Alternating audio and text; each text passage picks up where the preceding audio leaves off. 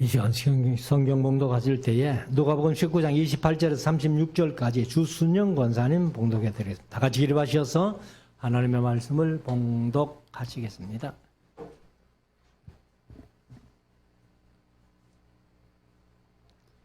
예수께서 이 말씀을 하시고 예루살렘을 향하여 앞서서 가시더라. 감람몬이라는 산에 벳바게와 베다니에 가까이 왔을 때에 제자 중 둘을 보내시며 이르시되 너희 맞은편 마을로 가라. 그리로 들어가면 아직 아무 사람도 타보지 않은 나귀 새끼의 매여 있는 것을 보리니 풀어 끌고 오너라. 만일 누가 너희에게 어찌하여 푸느냐 묻거든 이렇게 말하되 주가 쓰시겠다 하라 하시매 보내심을 받은 자들이 나가서 그 말씀하신 대로 만난지라. 나귀 새끼를 풀 때에 그 임자들이 이르되 어찌하여 나귀 새끼를 푸느냐 대답하되 주께서 쓰시겠다 하고 그것을 예수께로 끌고 와서 자기들의 겉옷을 나귀 새끼 위에 걸쳐놓고 예수를 태우니 가실 때에 저희가 자기의 겉옷을 길에 펴더라. 아멘. 작성하시고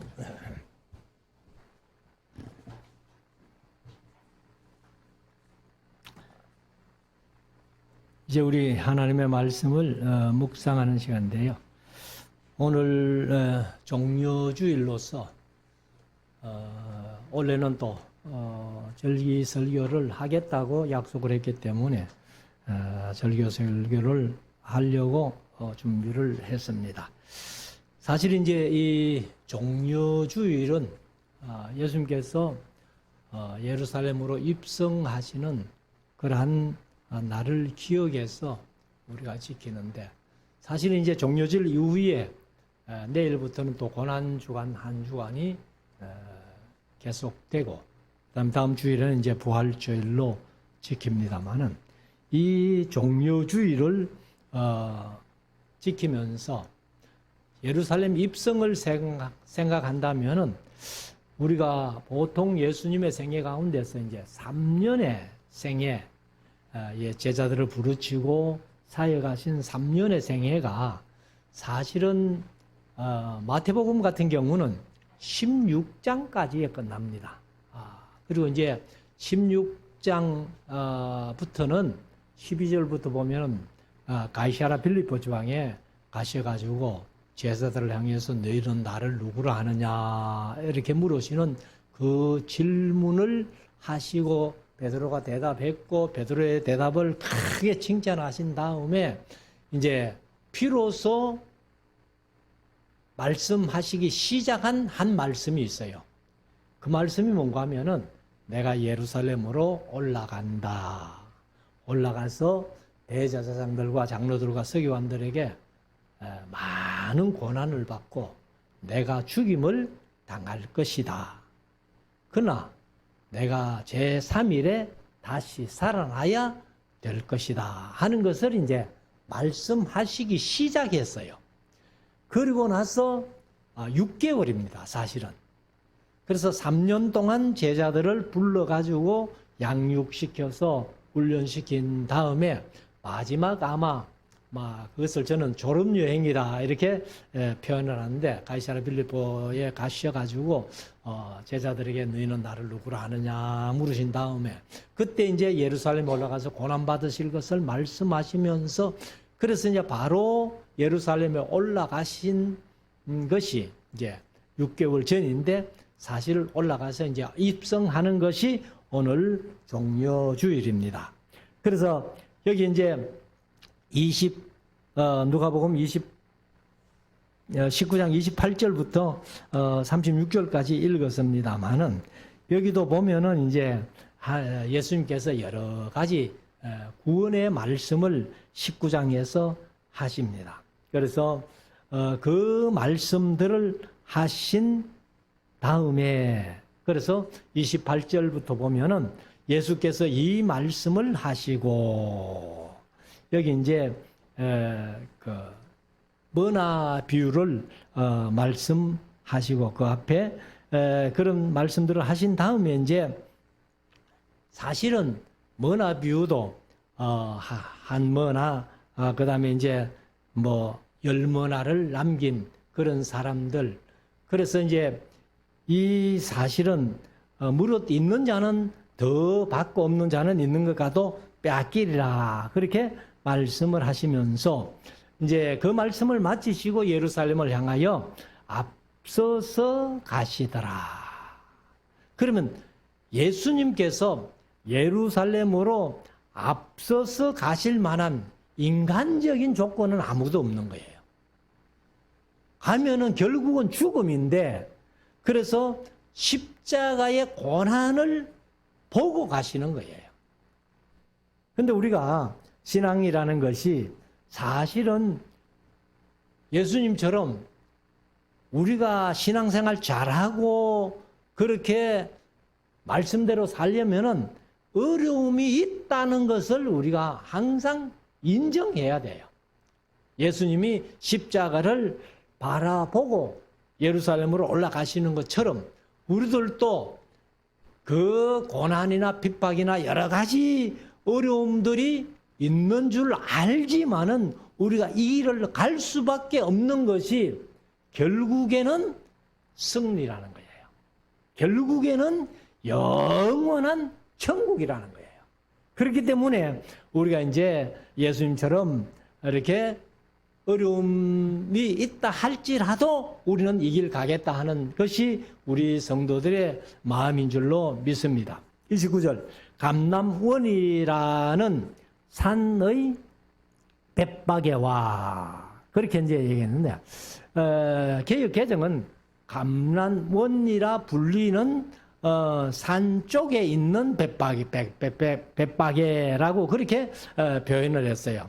그래서 아무튼 감람원이라는 산 쪽에 벳바게라는 마을이 있는데 그 벳바게와 베다니에 가까이 왔을 때에 그럼 베다니라는 것은 이제 예루살렘에서 한 5리 정도 떨어진 그런 지역인데 그때에 제자 중 둘을 보내시며 이러시되 너희 맞은편 마을로 가라.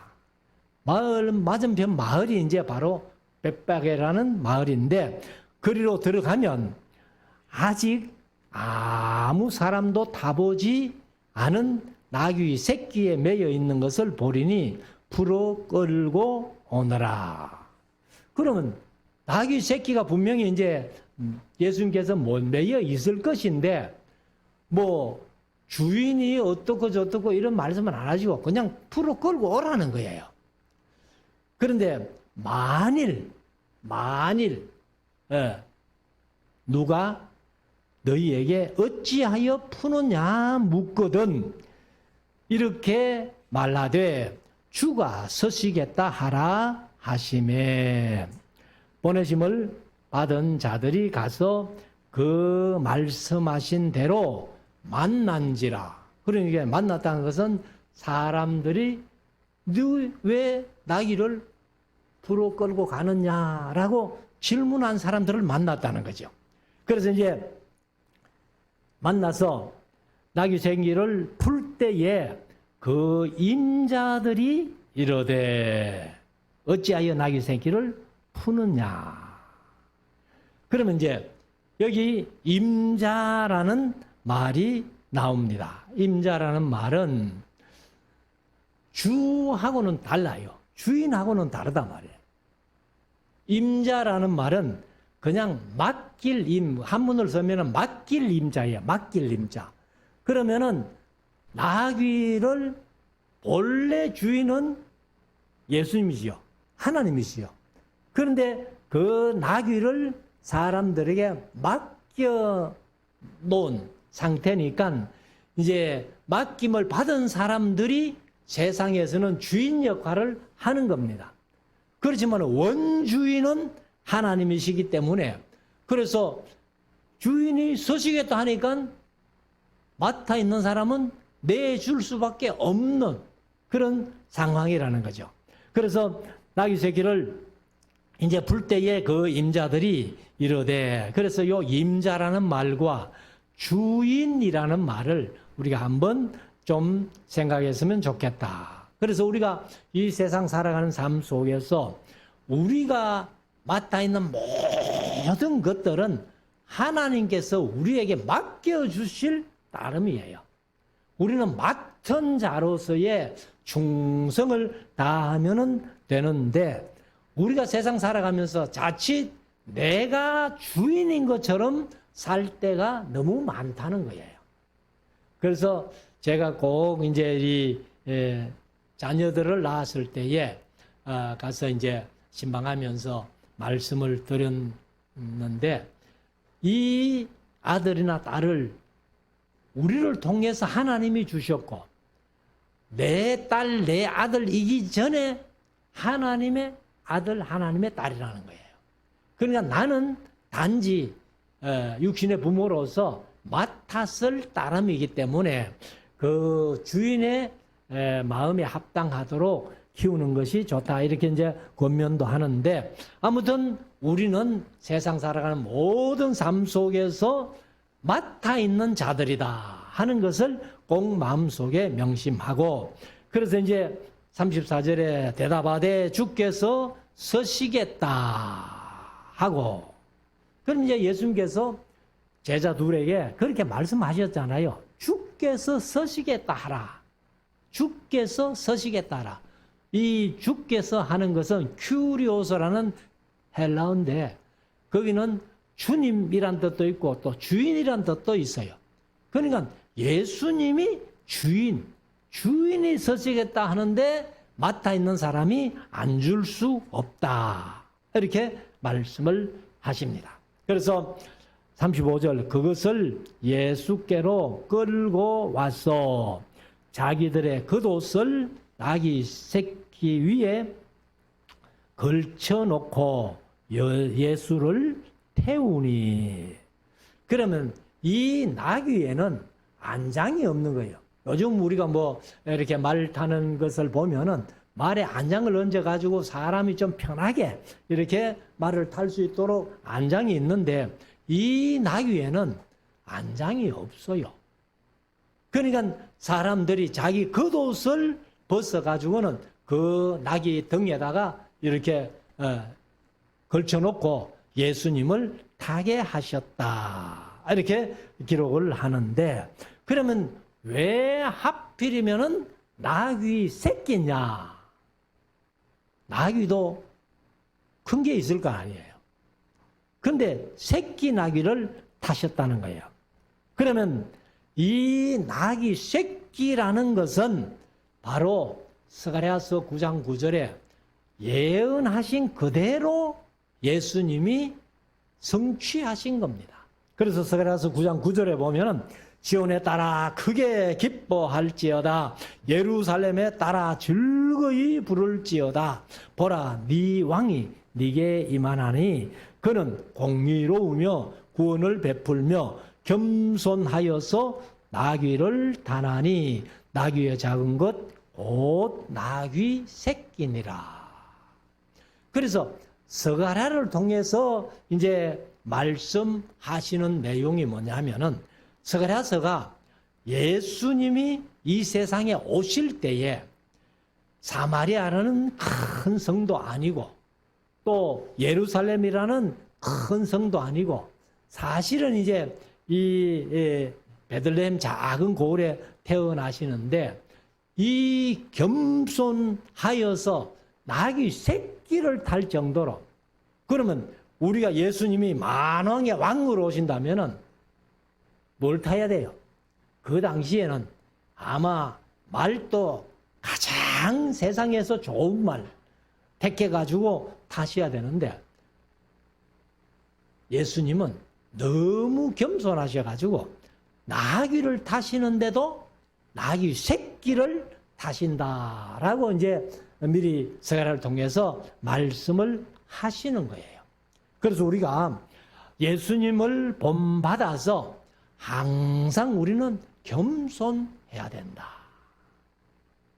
그래서 겸손이 종귀의 앞잡이라는 거예요. 잠언서에서 말씀하시죠.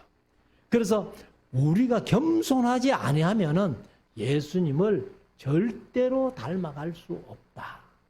그래서 마태복음 11장에 보면은 예수님을 닮아가는데 예수의 온유하고 겸손하신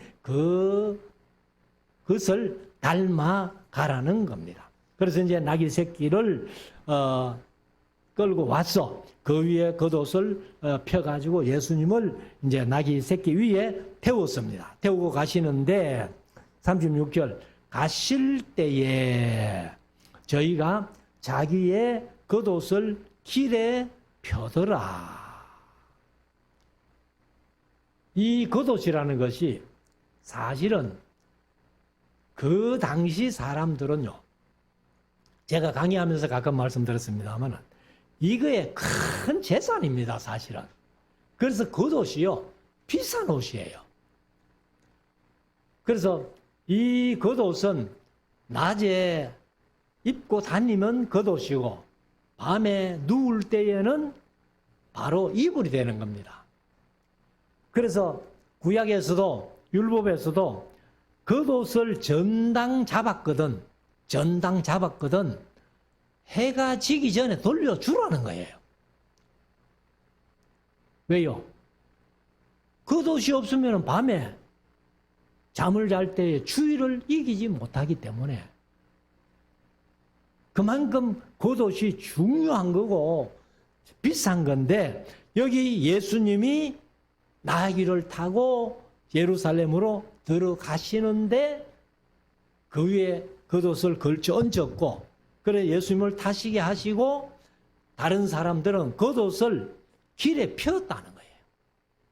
요즘 같으면 막 붉은 카펫들을 쫙 깔았겠죠. 근데 그때는 뭐 그런 게 없으니까 겉옷을 쭉 펴가지고 이것은 바로 왕이 오실 때에 볼 수 있는 모습인데 바로 백성들이 그렇게 겉옷을 폈다는 것은 예수님을 왕으로 인정하고 왕께서 입성하신다 하고 그렇게 이제 겉옷을 편 것입니다. 그래서 37절에 보면은 이미 감람산에서 내려가는 편까지 가까이 오심에 제자의 온 무리가 자기의 본 바 모든 능한 일을 인하여 기뻐하며 큰 소리로 하나님을 찬양하며 그러면 이제 큰 소리로 찬양하는데 뭐라고 찬양했어요? 호산나 호산나. 근데 사복음서에 예수님의 입성 장면이 다 나옵니다. 사복음서에 다 나오는데 마태, 마가, 요한복음에는 백성들이 호산나라고 소리 질렀다 하는 것을 기록하고 있는데 누가복음은 호산나가 없어요. 그래서 호산나라는 뜻이 뭐냐면은 오 구원하소서 그런 뜻이에요. 오 구원하소서. 그러니까 이 백성들이 예수님을 왕으로 이제 모시는 그런 이제 장면을 소개하면서 호산나 다윗의 자손이요 오 구원하소서 우리를 구원하소서 하고 이렇게 이제 큰 소리로 노래하며 외치는데 사실은 이 외침이 이들이 우리의 모든 죄를 용서하시고 우리를 죄에서 구원하소서 이런 외침보다는 예수님이 이제 예루살렘으로 오셔가지고 왕이 되셨으니까 우리를 로마의 압자에서 구원해 주시겠지 하는 그 외침을 볼 수가 있습니다. 그래서 우리가 이 믿음이라는 것은 착각 속에 빠지면은 그 믿음이 잘못될 수 있다는 거예요. 그래서 우리는 예수님을 믿는 것이 육신의 그 당시 같으면 로마의 압제에서 우리를 구원할 그런 왕이 아니라 우리의 모든 죄악에서 우리를 구원하셔가지고 천국으로 인도하실 만왕의 왕 이렇게 믿어야 되는데 이 사람들은 그 믿음이 아니라는 거예요. 그래서 우리가 자칫 오해해서 신앙생활을 하면서 잘못된 믿음으로 빠질 때에는 그 사람이 구원 얻는다고 볼 수 없다는 거죠. 물론 뭐 천국에 가봐야 알아요. 천국에 가봐야 알지만은 천국에 가서 뭐 우리가 세상에서 놀던 친구 다 만나가지고 세상처럼 그런 관계의 친구를 만나겠어요? 아니에요.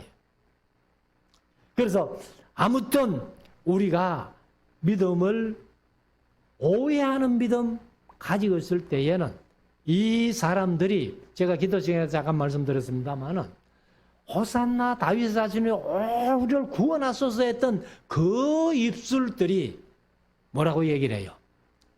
예수님이 빌라도에게 재판받을 때에 십자가에 못 박으소서. 그 말이 바뀌었다는 거예요. 왜 바뀌었습니까? 실망한 거예요. 우리를 로마의 압제에서 구원할 그런 왕으로 메시아로 그래서 찬양하고 손 높였는데 예수님이 빌라도 앞에서 아주 맥없이 그래서 십자가의 형틀에 달리기 위해서 그렇게 이제 재판받는 것을 보니까 이 사람들이 실망한 거예요. 아이고, 우리가 기대했던 그 메시아가 아니네. 우리를 구원해달라고 그렇게 외쳤던 예수님이 아니네. 그런 메시아는 우리에게 필요 없어. 십자가에 못 박아. 이렇게 바뀌었다는 거예요. 그래서 우리가 이 믿음은 우리가 말씀대로 믿는 믿음. 그래서 38절 보면 가로되 이 사람들이 이제 크게 찬송하는데 찬송하리로다 주의 이름으로 오시는 왕이여 하늘에는 평화요 가장 높은 곳에는 영광이로다. 이 말씀이 어디서 좀 보던 말씀이죠. 예수님께서 초림하실 때에 하늘의 영광이여 땅에서는 기뻐하심을 입은 사람들에게 평화로다. 이렇게. 그러니까 그 평화가 이제 예수님이 십자가를 지심으로 이루어질 것이기 때문에 여기는 반대로 하늘에는 평화고 가장 높은 곳에서 영광이로다. 그렇게 표현을 하고 있습니다. 그래서 우리가 사실은 이 예수님이 초림하실 때에 하늘은 영광이요 땅에는 평화라고 말씀하셨던 이 말씀이 여기는 이제 바꾸어서 땅에는 평화가 없습니다. 땅에도 영광은 없어요. 이것은 예수님이 가장 존귀하게 되는 그런 모습. 그래서 비록 십자가에 못 박혀 죽임당하는 예수님이지만은 사실은 그것이 가장 높은 하늘의 평화고 가장 높은 곳에서 영광이라고 그렇게 말씀을 하고 있습니다. 그런데 사람들이 이렇게 자기 입으로 소리하면서도 무슨 소리 하는 걸 아마 이들은 몰랐던 것 같아요. 그러니까 조금 있다가 예수님을 십자가에 못 박으라고 그렇게 소리치지 않았겠습니까? 그래서 여기 이제 39절을 한번 더 읽어보면은 무리 중에 어떤 바리새인들이 말하되 선생이여 당신의 제자들을 책망하소서 너무 시끄럽습니다. 그 말이죠. 대답하여 가라사대 내가 너희에게 말하노니 만일 이 사람들이 잠잠하면 돌들이 소리 지르리라. 이것은 당연히 할 소리, 할 찬양, 할 찬송 이렇게 예수님께서 말씀하시는 겁니다. 그래서 이들이 잠잠하면 돌들이 소리 지르게 될 것이다. 그러니까 너희들 아무 소리 하지 마. 그냥 소리 지르게 놔둬. 예수님께서 바리새인들에게 그렇게 말씀하시는 겁니다. 그래서 이제 41절부터 쭉 보면은 사실 예루살렘을 위해서 그 성을 보시고 슬피 우시는 모습. 여기서 이제 보시고 그 우신다 그렇게 말씀하셨는데 아주 이거는 그냥 눈물 흘리는 정도가 아니고요. 매우 슬퍼하시는 그런 애통이에요. 그래서 예루살렘이 왜 예수님이 그렇게 애통할 수밖에 없었는가 하면은 이때가 예수님 나이가 33세쯤 되는 거 아니에요.